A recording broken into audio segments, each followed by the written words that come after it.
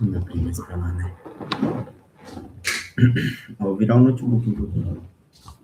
Pra onde? Pra cá? Assim?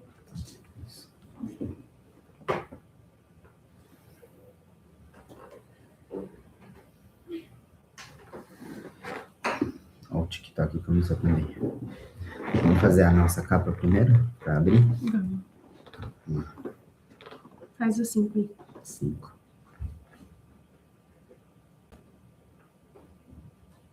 Agora vai ali no outro. No YouTube pra cá. Tá. YouTube. Vai. Aí, arrasou. Vamos lá? Vamos fazer nossa oração? Vamos lá. Papai do Céu, muito obrigado por mais um dia, mais uma live. Dia 5 do nosso projeto Entre Laços 3 em 1. Um devocional todos os dias, Senhor. Então guia-nos, guia a nossa leitura, nossos pensamentos e o pessoal que está nos acompanhando. Em nome de Jesus, amém. Amém. Bom, vamos começar com o app.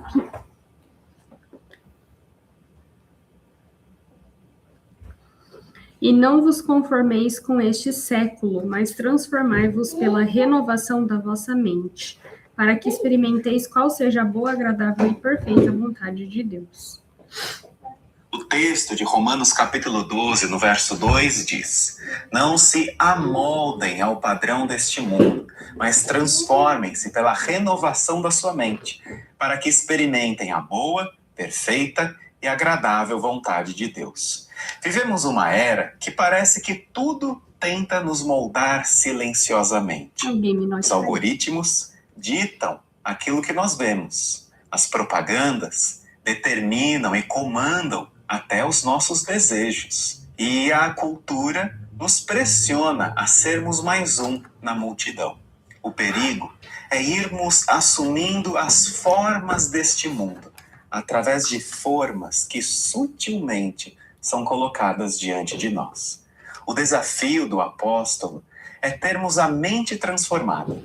O pastor Craig Groeschel disse certa vez que a nossa vida é inclinada na direção dos nossos pensamentos mais fortes. Quais são os nossos pensamentos mais recorrentes? Para termos uma vida transformada, nós precisamos ter uma mente renovada. É interessante o que diz esse texto, porque esse texto não diz que nós temos como objetivo transformar este mundo. Vivemos num mundo mau, num mundo desafiador, mas o comando, a ordem do apóstolo Paulo não é transformarmos este mundo, mas cada um transformar a si mesmo. Transformem-se pela renovação da sua mente, porque o mundo transformado é resultado de mentes, de vidas transformadas pelo Evangelho de Jesus, que testificam que apenas a vontade de Deus é boa, perfeita e agradável.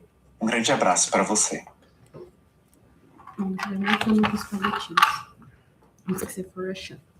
Transformação. Você quer ser renovado? Em todo o mundo, os seres humanos anseiam por mudanças. Queremos deixar para trás velhos hábitos e maneiras de pensar que não nos servem mais. Milhares de livros de autoajuda, podcasts, artigos e todo tipo de mídia existem por esse motivo. Queremos mudar e ainda assim às vezes parece impossível. Paulo, um dos discípulos de Jesus, compartilha essa poderosa verdade em Romanos. Não se amoldem ao padrão deste mundo, mas transformem-se pela renovação da sua mente, para que vocês experimentem a boa, agradável e perfeita vontade de Deus. Transformados pela renovação da nossa mente? O que isso significa? Transformação é uma mudança radical. É profunda, completa, uma diferença total. Como uma lagarta se tornando uma borboleta, a transformação põe fim ao velho e inicia o novo. Paulo está nos mostrando que a transformação não é um trabalho que fazemos de fora para dentro. A transformação acontece de dentro para fora. Começa com nossa mente e para que nossas mentes mudem, precisamos que a verdade tome conta de nós. A palavra de Deus é essa verdade. Toda a escritura é inspirada por Deus, segundo Timóteo 3, 16, 17. Porque a palavra de Deus é viva e eficaz, e mais cortante que qualquer espada de 2 gumes. Ela penetra até o ponto de dividir alma e espírito, juntas e medulas, e é apta para julgar os pensamentos e as intenções do coração. Nem só de pão viverá o homem, mas de toda palavra que procede da boca de Deus. Mateus 4:4. A palavra de Deus nos guia quando estamos perdidos, nos fortalece quando estamos cansados, nos confronta quando estamos comprometendo nossos princípios e nos encoraja quando estamos sobrecarregados. A palavra de Deus muda tudo. E neste exato momento, você tem a palavra de Deus em suas mãos. A transformação está ao seu alcance. Leia a Bíblia atentamente, mergulhe em seus versículos, lute com seus ensinamentos e valorize o que você descobrir sobre o amor e a graça de Deus. O melhor lugar para levar seu desejo de renovação é até Deus e sua palavra. A palavra de Deus renova as nossas mentes e a transformação de dentro para fora começa aqui. Como você vai se envolver com a palavra de Deus na próxima semana? Vou ler a Bíblia e anotar o que aprendo. Vou começar um plano bíblico e vou completar a renovação diária todo dia. Deus, obrigada pela tua palavra. Que presente para mim. Obrigada pela oportunidade de renovar minha mente com a verdade diariamente. Isso muda tudo. Mudando a maneira como eu penso, assim posso ser transformado. Contigo posso ser renovado. Obrigado, em nome de Jesus. Amém. E não vos conformeis com este século, mas transformai-vos pela renovação da vossa mente, para que experimenteis qual seja a boa, agradável e perfeita vontade de Deus. Quer ler essa oração? Ele, que é o resplendor da glória e a expressão exata do seu ser, sustentando todas as coisas pela palavra do seu poder, depois de ter feito a purificação dos pecados, assentou-se à direita da majestade, nas alturas. Hebreus 1:3. Hebreus 1:3, 14, 15. Por isso também os que sofrem segundo a vontade de Deus encomendem a sua alma ao fiel Criador, na prática do bem. 1 Pedro 4:19.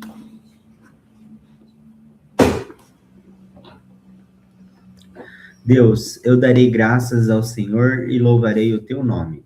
Toda glória, honra e poder são teus. Minha vida é tua, ajuda-me a me portar como alguém que pertence a ti, alguém em quem não há vergonha. Que toda a minha vida traga glória ao Senhor. Em nome de Jesus, amém. Amém. Agora a gente vai para a escola sabatina, nosso livrinho de Cristo em Filipenses e Colossenses, a história de Paulo. Então, pedidos de oração de Paulo.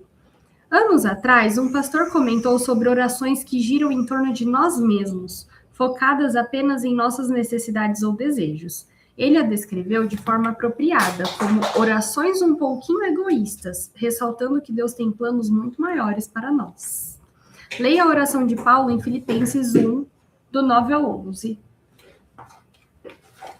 E também faço esta oração, que o vosso amor aumente mais e mais em pleno conhecimento e toda a percepção, para aprovardes as coisas excelentes e serdes sinceros e inculpáveis para o dia de Cristo, cheio do fruto de justiça, o qual é mediante Jesus Cristo, para a glória e louvor de Deus.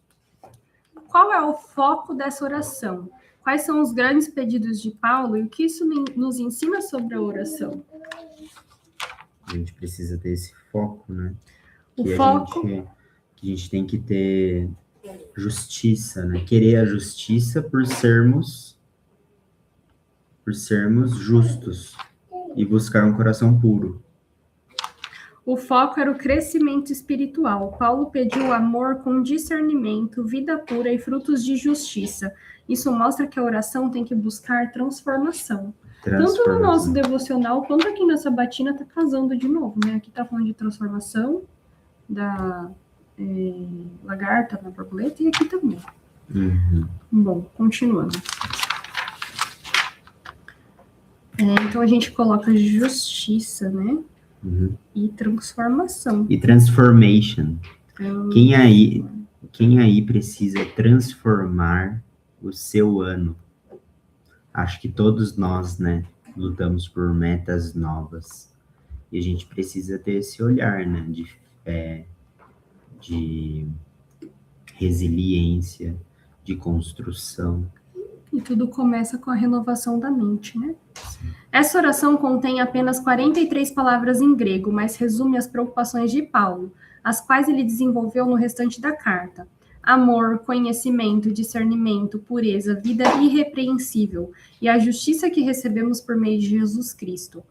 Por trás dessa oração, assim como das expressões anteriores de ação de graças de Paulo, há uma ênfase na igreja como um todo. A oração de Paulo está completamente voltada para os outros, em favor da igreja e de seu bem-estar.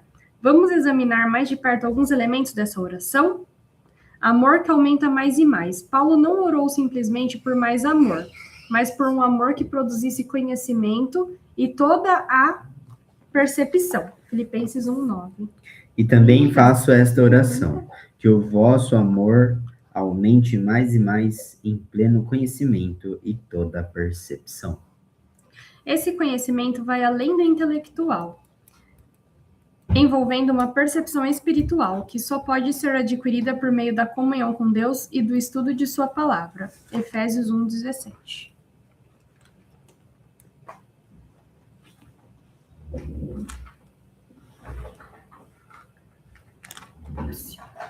Você tá fazendo aí, Felipinho?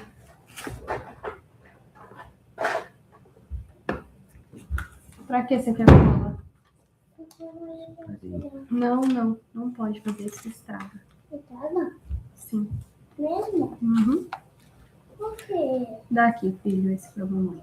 Depois a gente come uma folha e eu te Um, ajudo, tá? Efésios 1:17. Para que o Deus de nosso Senhor Jesus Cristo, o Pai da glória, vos conceda espírito de sabedoria e de revelação no pleno conhecimento dele. Agora é do 4:13. Efésios de novo. Uhum.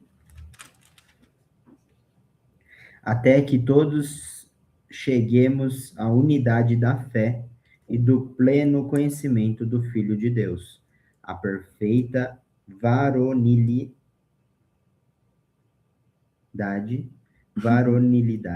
à medida da estatura da plenitude de Cristo.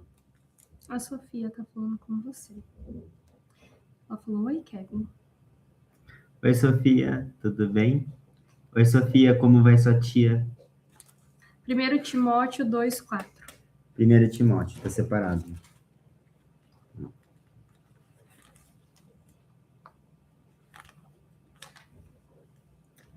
O qual deseja que todos os homens sejam salvos e cheguem ao pleno conhecimento da verdade. Discernimento é a capacidade de aprovar o que é melhor, em comparação com o que é espiritualmente prejudicial, e assim sermos puros e irrepreensíveis. Filipenses 1:10. Para aprovardes as coisas excelentes e serdes sinceros e inculpáveis para o dia de Cristo. Pureza ou sinceridade. O termo grego significa julgado à luz do sol, transmitindo a ideia de uma conduta transparente e irrepreensível sem qualquer mancha ou falsidade. Tudo quanto os cristãos fazem deve ser tão transparente como a luz do sol. Irrepreensíveis ou inculpáveis significa agir de forma a não ser um obstáculo para os outros, evitando palavras ou atitudes que dificultam a fé de alguém. E justiça por meio de Cristo. Paulo abordou esse tema nas cartas aos Romanos, aos Gálatas e em Filipenses 3. Não temos justiças em nós mesmos. Ela vem por meio de Cristo. O que podemos fazer para que nosso amor aumente mais e mais? Filipenses 1:9. E também faço esta oração, que o vosso amor aumente mais e mais em pleno conhecimento e toda a percepção. Por que isso é tão importante para a vida cristã? 1 Coríntios 13, do 1 ao 8. Ainda que eu fale as línguas dos homens e dos anjos, se não tiver amor, serei como o bronze, que soa, ou como o símbolo que retine. Ainda que eu tenha o dom de profetizar e conheça todos os mistérios e toda a ciência, ainda que eu tenha tamanha fé, a ponto de transportar montes. Se não tiver amor, nada serei. E ainda que eu distribua todos os meus bens entre os pobres, e ainda que entregue o meu próprio corpo para ser queimado, se não tiver amor, nada disso me aproveitará. O amor é paciente, benigno, o amor não arde em ciúmes, não se ufana, não se ensoberbece, não se conduz inconvenientemente, não procura os seus interesses, não se exaspera, não se ressente do mal, não se alegra com a injustiça, mas regozija-se com a verdade. Tudo sofre, tudo crê, tudo espera, tudo suporta. O amor jamais acaba, mas havendo profecias, desaparecerão, havendo línguas, cessarão, havendo ciência, passará, porque em parte conhecemos e em parte profetizamos. Quando, porém, vier o que é perfeito, então o que é em parte será aniquilado.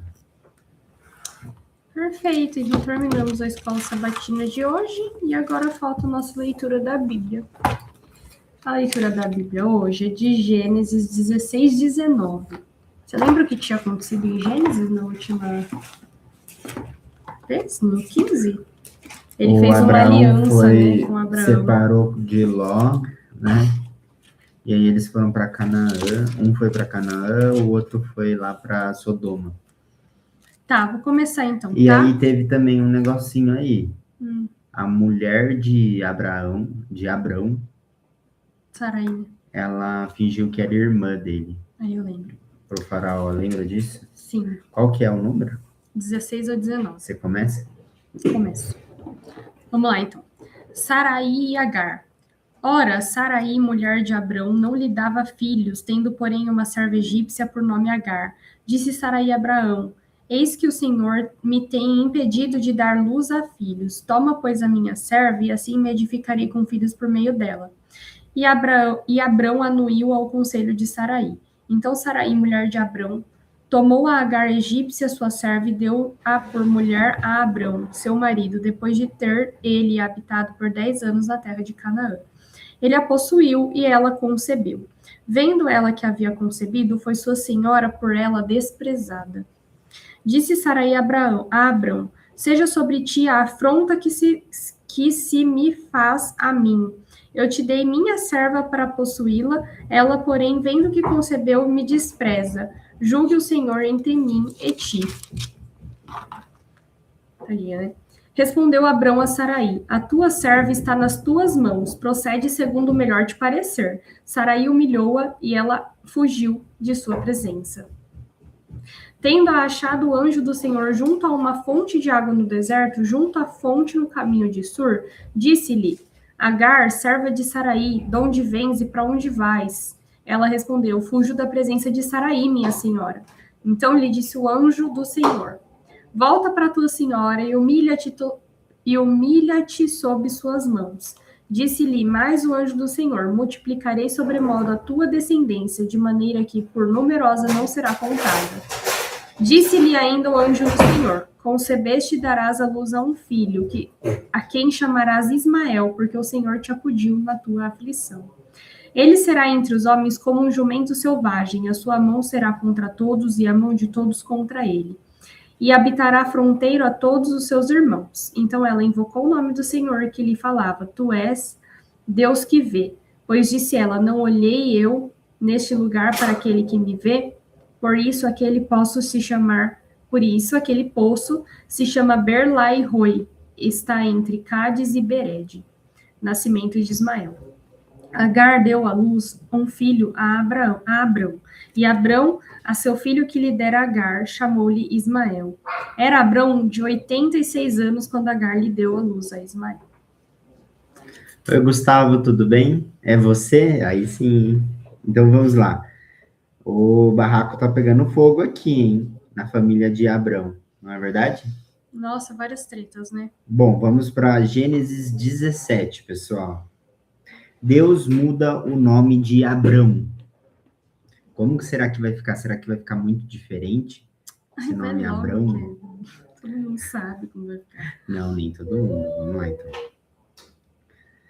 Quando atingiu Abrão a idade de 99 anos, apareceu-lhe o Senhor e disse-lhe: Eu sou o Deus Todo-Poderoso, anda na minha presença e sê perfeito. Farei uma aliança entre mim e te multiplicarei extraordinariamente. Prostrou-se Abrão, rosto em terra, e Deus lhe falou: Quanto a mim, será contigo a minha aliança. Serás pai de numerosas nações. Abrão já não será o teu nome, e sim Abraão, porque por pai de numerosas nações te constituí. Far-te-ei fecundo extraordinariamente. De ti farei nações e reis procederão de ti. Estabelecerei a minha aliança entre mim e ti e a tua descendência no decurso das suas gerações. Aliança perpétua para ser o teu Deus e da tua descendência. Dar-te-ei e à tua descendência a terra das tuas peregrinações, toda a terra de Canaã em possessão perpétua, e serei o seu Deus. Institui-se a circuncisão. Disse mais Deus a Abraão: Guardarás a minha aliança, tu e tua descendência, no decurso das tuas gerações. Esta é a minha aliança, que guardareis entre mim e vós e a tua descendência. Todo macho entre vós será circuncidado.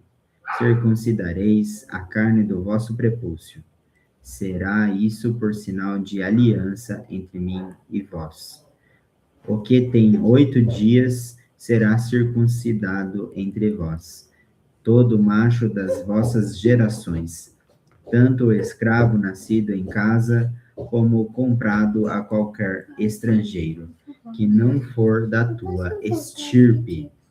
Com efeito, será circuncidado o nascido em tua casa e comprado por teu dinheiro.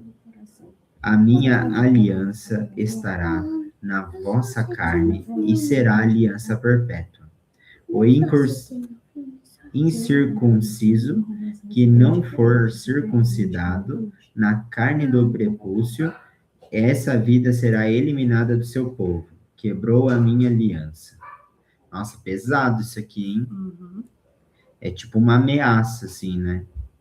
Eu quero descobrir onde que tá o trecho em que cancela isso, né? Eu anotei aqui já o que é a circuncisão, porque tem muitas pessoas que não devem saber o que é isso, e por que que a gente não faz mais. Isso é uma dúvida que eu tenho. Porque tem uma vertente na humanidade que faz isso, né? Os judeus. Sim, tem. E eu sei também que é uma questão... E a gente segue a maior parte das vertentes judaicas. Então, por exemplo, o sábado.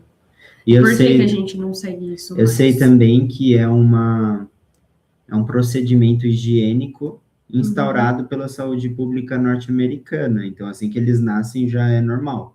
O que eu tenho de perspectiva com isso é que era uma lei justamente para as pessoas da época, porque tem tipos de leis, né? E a gente vai aprender sobre isso também. Sim. Mas, enfim, segue, Kevin. Vamos lá, eu parei aqui, né? Deus muda o nome de Sarai. Disse também Deus a Abraão, a Sarai, tua mulher, já não lhe chamarás Sarai, porém Sara. Abençoá-la-ei, e dela te darei um filho. Sim, eu a abençoarei, e ela se tornará nações, reis de povos procederão dela. Então se prostrou Abraão, rosto em terra, e se riu, e disse consigo: a um homem de 100 anos há de nascer um filho? Dará à luz Sara com seus 90 anos? Disse Abraão a Deus: tomara que viva Ismael diante de ti. Deus lhe respondeu: de fato, Sara, tua mulher, te dará um filho, e lhes chamarás Isaque. Estabelecerei com ele a minha aliança perpétua para a sua descendência. Quanto a Ismael, eu te ouvi, abençoá-lo-ei, fá-lo-ei fecundo e multiplicarei extraordinariamente. Gerará 12 príncipes e dele farei uma grande nação. A minha aliança, porém, estabelecer-la-ei com Isaque, o qual Sara te dará à luz, neste mesmo tempo, daqui a 1 ano. E finda esta fala com Abrão, Deus se retirou dele, elevando-se. Nossa, é tipo uma presença mesmo, né? Pratica-se a circuncisão. Tomou, pois, Abraão a seu filho Ismael e a todos os escravos nascidos em sua casa, e a todos os comprados por seu dinheiro, todo macho dentre os de sua casa, e lhes circuncidou a carne do prepúcio de cada um, naquele mesmo dia, como Deus lhe ordenara. Tinha Abraão 99 anos de idade, quando foi circuncidado na carne de seu prepúcio. Ismael, seu filho, era de 13 anos, quando foi circuncidado na carne de seu prepúcio. Abraão e seu filho, Ismael, foram circuncidados no mesmo dia. E também foram circuncidados todos os homens de sua casa, tanto os escravos nascidos nela, como os comprados por dinheiro ao estrangeiro. O Gustavo está desejando feliz ano novo. Feliz ano novo. Feliz ano novo, Gustavo. Bom, vamos lá. O Senhor e 2 anjos aparecem a Abraão. Apareceu o Senhor a Abraão nos carvalhais de Mamre, quando ele estava sentado à entrada da tenda no maior calor do dia. Levantou ele os olhos, olhou, e eis 3 homens de pé em frente dele. Vendo-os, correu da porta da tenda ao seu encontro e prostrou-se em terra. E disse, Senhor meu, se acho mercê em tua presença, rogo-te que não passes do seu servo. Traga-se um pouco de água, lavai os pés e repousai debaixo desta árvore.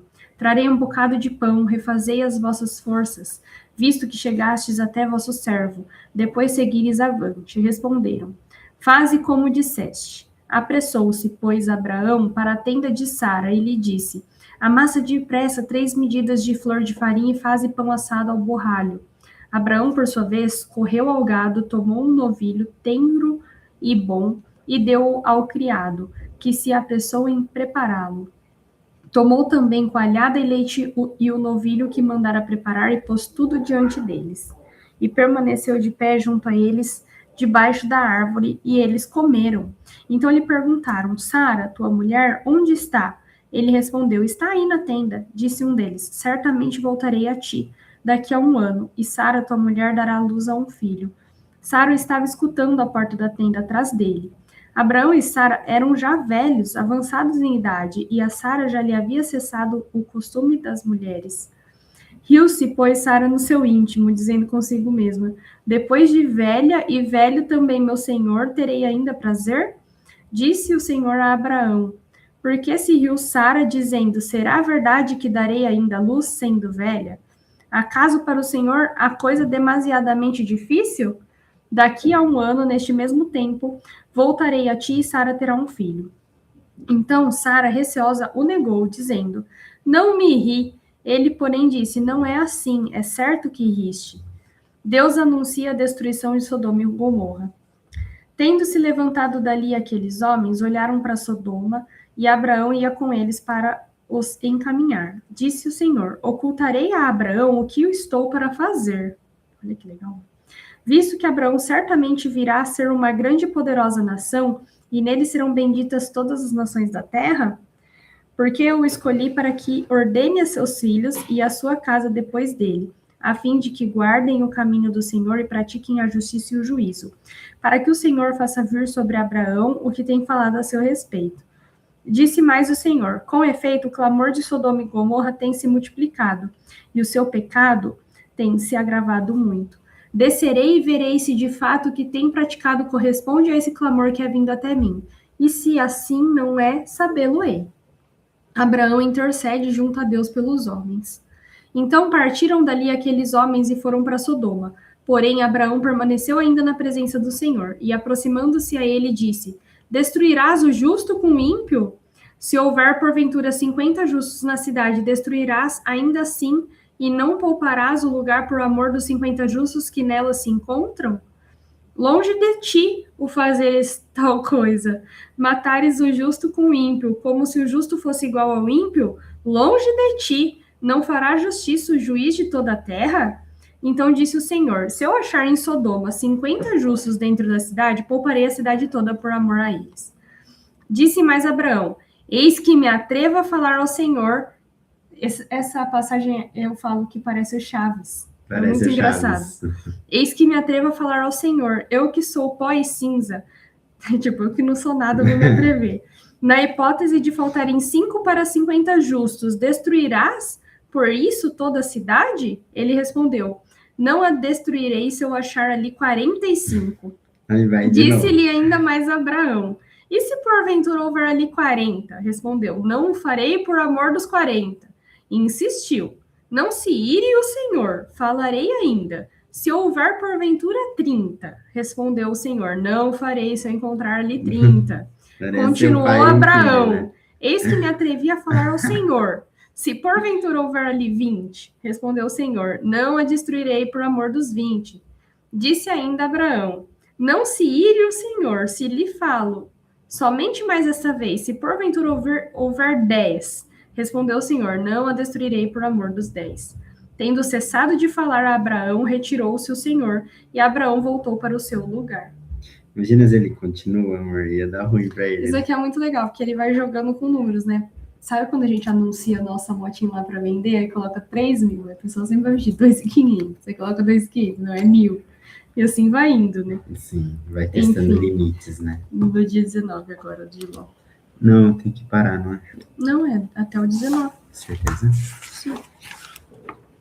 16 ao 19. Ele é o Beleza. 19. Então vamos lá. 19. Ló recebe. O Gustavo riu, ó. É, realmente. Ló recebe em sua casa os 2 anjos. Ao anoitecer, vieram os 2 anjos a Sodoma, a cuja entrada estava Ló assentado. Este, quando os viu, levantou-se e, indo ao seu encontro, prostrou-se, rosto em terra. E disse-lhes: eis agora, meus senhores, vinde para a casa do vosso servo, pernoitai nela e lavai os pés. Levantar-vos-eis de madrugada e seguireis o vosso caminho. Responderam eles: não, passaremos a noite na praça. Instou-lhes muito, deve ser tipo insistiu, né? E foram e entraram em casa dele. Deu-lhes um banquete, fez assar uns pães asmos e eles comeram. Mas, antes que se deitassem, os homens daquela cidade cercaram a casa, os homens de Sodoma, tanto Isso é os terrível. moços como os velhos, sim, todo o povo de todos os lados. É terrível essa passagem, é muito feio. E chamaram por Ló e lhe disseram: onde estão os homens que à noitinha entraram em tua casa? Traze-os fora a Cuidado nós. com essa linguagem, que não pode aqui. Toma cuidado para não... Traze-os cortar. fora a nós para que abusemos deles. Saiu-lhes então Ló à porta, fechou-a após si e lhes disse: rogo-vos, meus irmãos, que não façais mal. Tenho 2 filhas virgens, eu vô-las trarei, tratai-as como vos parecer, porém nada façais a estes homens, porquanto se acham sob a proteção de meu teto. Eles, porém, disseram: retira-te daí, e acrescentaram: só ele é estrangeiro, veio morar entre nós e pretende ser juiz em tudo. A ti, pois, faremos pior do que a eles. E arremessaram-se contra o homem, contra Olha pra Ló, mim. e se chegaram para arrombar a porta. Sempre que tem conotação, você tem que falar sem a voz. Tá. Só com os lábios, sabe? Porque é pesada essa passagem aqui, né? Sim. Se não bloqueia o vídeo depois. Porém, os homens, estendendo a mão, fizeram entrar Ló e fecharam a porta, e feriram de cegueira aos que estavam fora, desde o menor até ao maior, de modo que se cansaram à procura da porta. Então disseram os homens a Ló: tens aqui alguém mais dos teus, genro e teus filhos e tuas filhas, todos quantos tens na cidade, faze-os sair deste lugar, pois vamos destruir este lugar, porque o seu clamor se tem aumentado, chegando até a presença do Senhor, e o Senhor nos enviou a destruí-lo. Então saiu Ló e falou a seus genros, aos que estavam para casar com suas filhas, e disse: Levantai-vos, sai deste lugar, porque o Senhor há de destruir a cidade. Acharam, porém, que ele gracejava com eles. Ao amanhecer, apertaram os anjos com Ló, dizendo: Levanta-te, toma tua mulher e tuas 2 filhas, que aqui se encontram, para que não pereças no castigo da cidade. Como, porém, se demorasse, pegaram-no os homens pela mão, a ele, a sua mulher e as 2 filhas, sendo-lhe o Senhor misericordioso, e o tiraram, e o puseram fora da cidade. Havendo-os levado fora, disse um deles: Livra-te, salva a tua vida, não olhes para trás, nem pares em toda a campina. Foge para o monte, para que não pereças. Respondeu-lhes Ló: Assim não, senhor meu. Eis que o teu servo achou mercê diante de ti, e engrandecestes a tua misericórdia que me mostraste.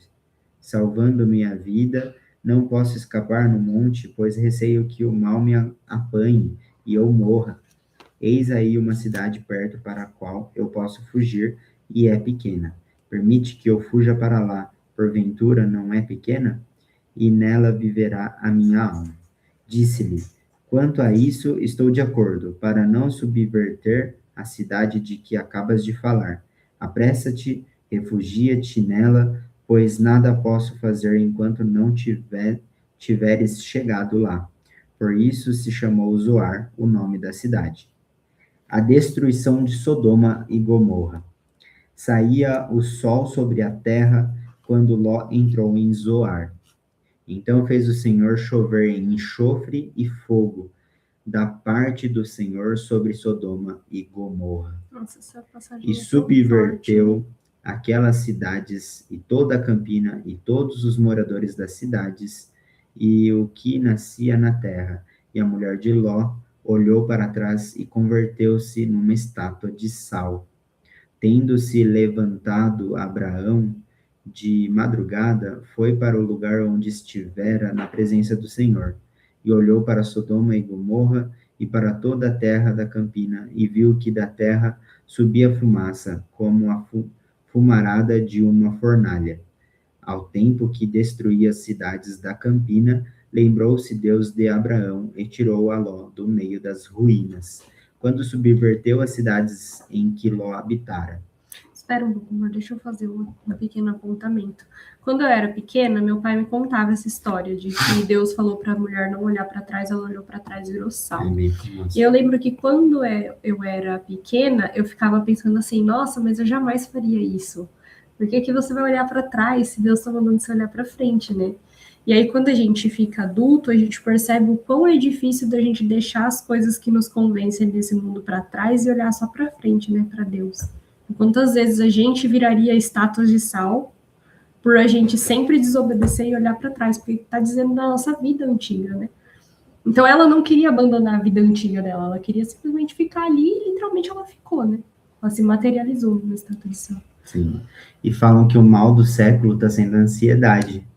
E essa ansiedade faz com que pratiquemos ações como de um conto famoso, que é grego, que chama Orfeu, que ele vai buscar a alma prometida dele, que morre e vai para o recanto das almas, algo assim, e quando ele conversa com Hades ali, e ele tem uma voz que ele consegue encantar a Perséfone, e aí a condição que Hades fala para ele é para que ele não olhe para trás. Aí, assim que ele saísse, ele teria a esposa de volta.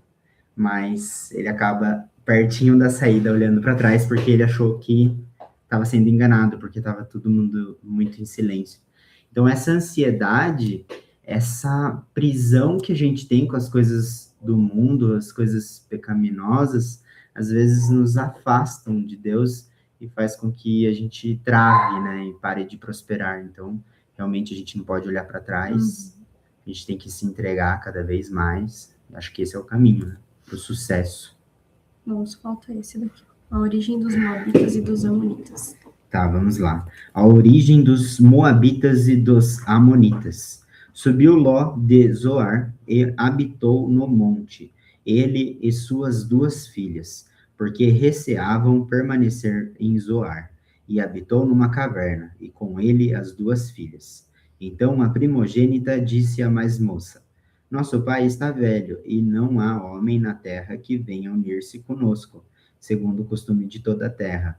Vem, façamo-lo beber vinho, deitemo-nos com ele e conservemos a descendência de nosso pai. Naquela noite, pois, deram a beber vinho a seu pai, e entrando a primogênita, se deitou com ele, sem que ele o notasse. O cara tava mal mesmo. Nem quando ela se deitou, nem quando se levantou. Morreu. No dia seguinte, disse a primogênita mais nova: Deitei-me ontem à noite com meu pai. Demos-lhe a beber vinho também esta noite.